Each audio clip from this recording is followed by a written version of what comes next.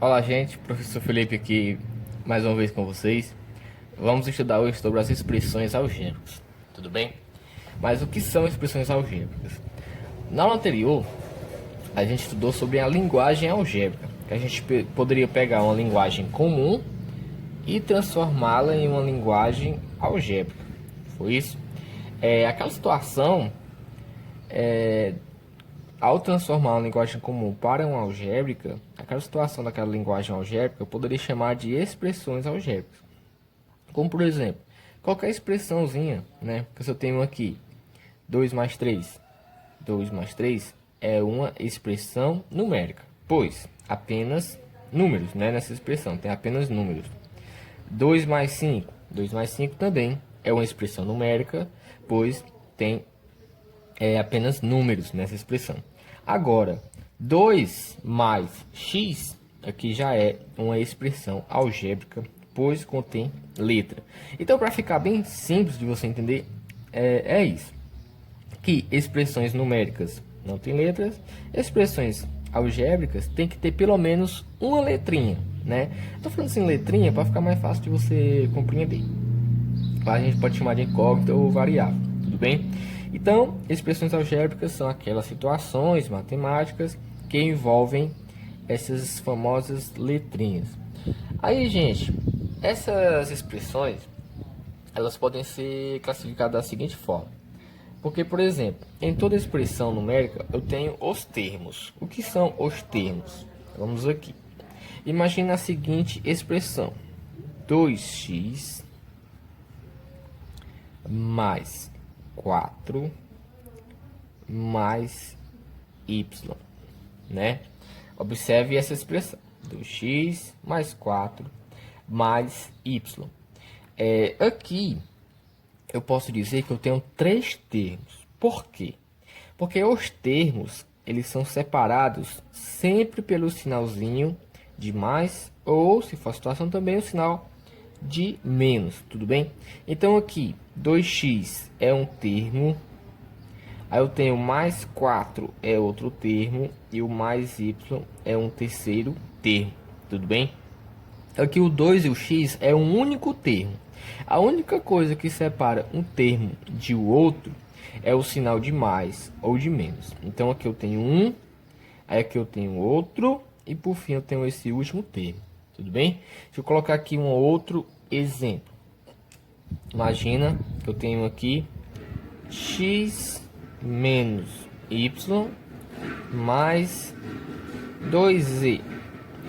X menos y mais 2z. Aqui eu te pergunto, eu tenho quantos termos aí? São três, professor? Exatamente, pois aqui eu tenho um termo, dois termos, três termos, né? A única coisa que separa um termo de outro é o sinalzinho de mais, né? Ou o sinalzinho de menos, tudo bem? Aí, pessoal, esses termos, eles podem ser classificados da seguinte forma: coeficiente numérico ou parte literal. O coeficiente numérico, o nome já diz, são os números, né? E a parte literal, como o nome também já diz, são as letrinhas, tudo bem? Então vamos pegar aqui termo por termo. Nesse primeiro termo, 2x, eu posso dizer que o 2 é o meu coeficiente numérico.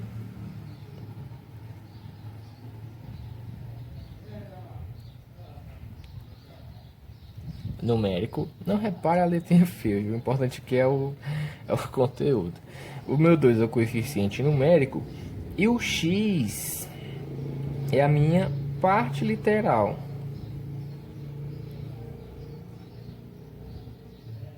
Tudo bem? O 2 é o coeficiente numérico e o x é a parte literal. É só isso. Mas você olha para esse outro aqui e se pergunta: professor, eu sei que nesse segundo termo aí, o 4 é o coeficiente numérico, mas cadê a parte literal? Pois é, gente, nem sempre os termos ele vai ter parte literal, né? É uma coisa que não é obrigatória ter. Então aqui eu posso dizer que o 4 é o coeficiente numérico, mas ele não tem parte literal, tudo bem? Não há, né? Agora nesse outro termo, professor, eu sei que o y é a parte literal, né? O y é a parte literal. Então, ele não tem coeficiente numérico. Na verdade, gente, é o contrário aqui, ó. Enquanto nesse termo, eu falei que não é obrigatório ter parte literal, pode haver coeficiente numérico, mas não ter parte literal, não tem nenhum problema. Agora, nesse daqui, que tem apenas a letrinha, que a gente já sabe que é a parte literal, é obrigatório ter o coeficiente numérico. Professor, como assim, pelo amor de Deus? Muito simples. Se eu tenho um y, então naturalmente tem que ter um númerozinho bem aqui, ó. É porque não está em evidência, né? Não está aparecendo, mas aparece o número 1 aqui, ó. Tudo bem? Então toda letrinha que estiver sozinha, com ela tem o valor numérico 1, né? Então o coeficiente numérico aqui é o número 1. Tudo bem? Então, gente, são esses detalhes. Primeiro, você saber diferenciar um termo de um outro, né? Para você saber quantos termos há em determinada expressão. E você saber que cada termo tem a parte numérica, né? E o coeficiente,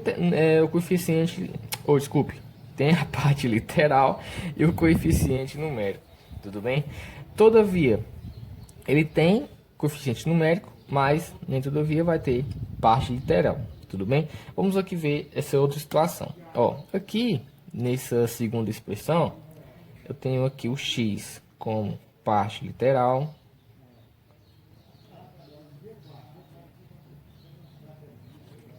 o y parte literal e o z parte literal, não é isso? Aí o 2, eu posso dizer aqui que é o coeficiente numérico.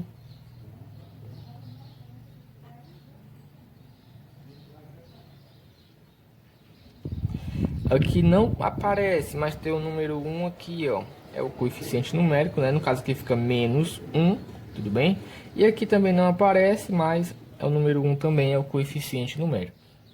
Então, se eu te pergunto, gente, qual é o coeficiente numérico aqui desse termo x? Você vai dizer é 1. Qual é o coeficiente numérico desse termo y? Você pode dizer é menos 1, tudo bem?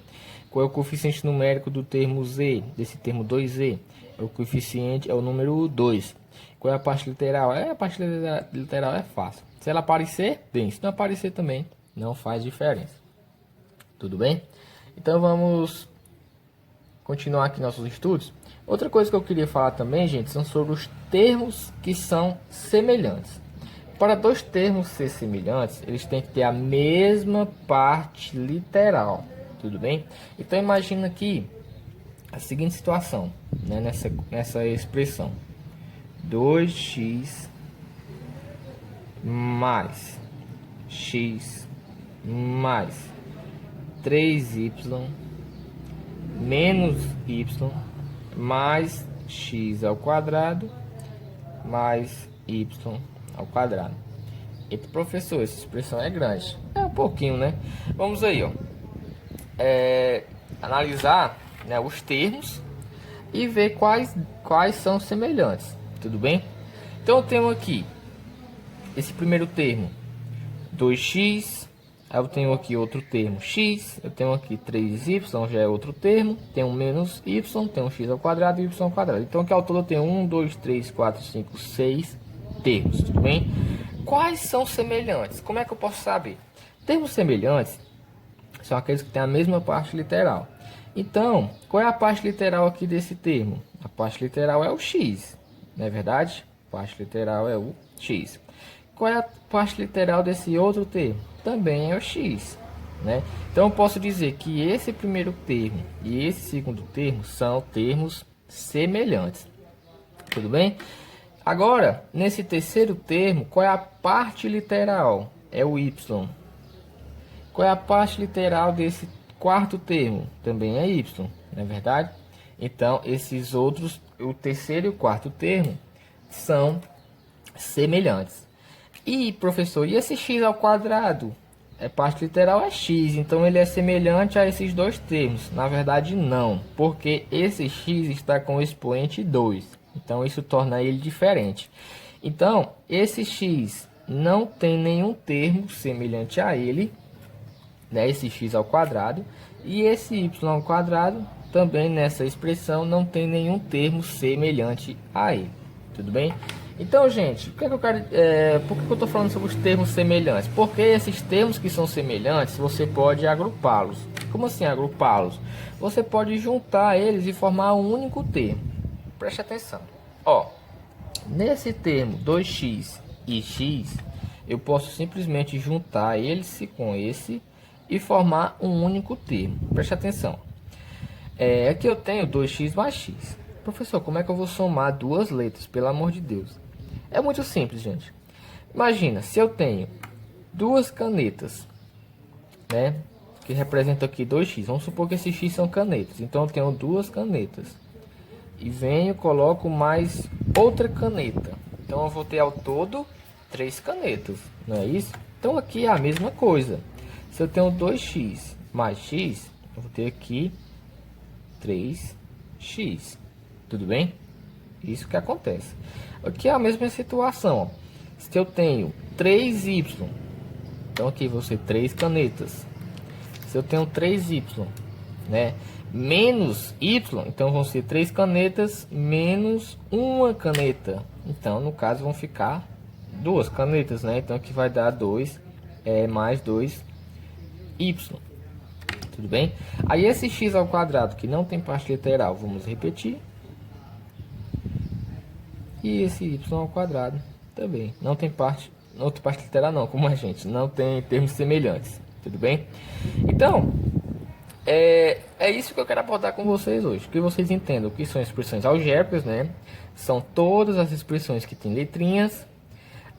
As expressões, elas são compostas por termos. Aí você separa um termo de um outro através do sinal de mais ou de menos, né? Ó, porque se eu tenho um aqui, ó, vou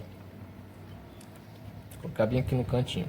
Se eu tenho aqui, ó, x, y, z mais ABC mais 125. Aí você vai olhar assim e eu vou te perguntar quantos termos você vê aí nessa expressão. Aí, gente, por mais que tenha várias letrinhas, né, e aqui esses números, aqui eu tenho apenas 3 termos, ó. Um termo, 2 termos, 3 termos. A única coisa que separa um termo de um outro é o sinal de mais ou de menos. Tudo bem? Então, se as letrinhas estão juntas, isso é um único termo. Agora, se eu separar, deixa eu colocar aqui, ó, x mais y mais z mais a mais b mais c mais 1 mais 2 mais 5. Agora perceba que eu separei todas elas aí com o sinal de mais, né? Poderia ter sido o sinal de menos também, mas eu separei com o sinal de mais. Agora eu tenho quantos termos? Ó? 1, 2, 3, 4, 5, 6, 7, 8, 9 termos. Tudo bem? Então, o que separa um termo de um outro é o sinal de mais ou de menos. Se as letrinhas estiverem juntas, ou os valores numéricos estiverem juntos também, é um único termo. E sobre os termos, né, depois que você consegue separá-los, né, individualmente, você saber a quantidade de termos, você pode observar qual é o coeficiente numérico e a parte literal de cada termo. Todo termo vai ter coeficiente numérico, sempre vai ter, mas nem sempre ele vai ter parte literal. A parte literal não é obrigatória. Tudo bem? Sobre esses coeficientes numéricos, ou desculpe, sobre os termos, eles podem ser semelhantes. Quando é que são semelhantes? Quando eles têm a mesma parte literal. Então, se aqui é x e aqui também é x, tem a mesma parte literal. Se aqui é x e aqui é x ao quadrado, que já mudou, não é a mesma parte literal.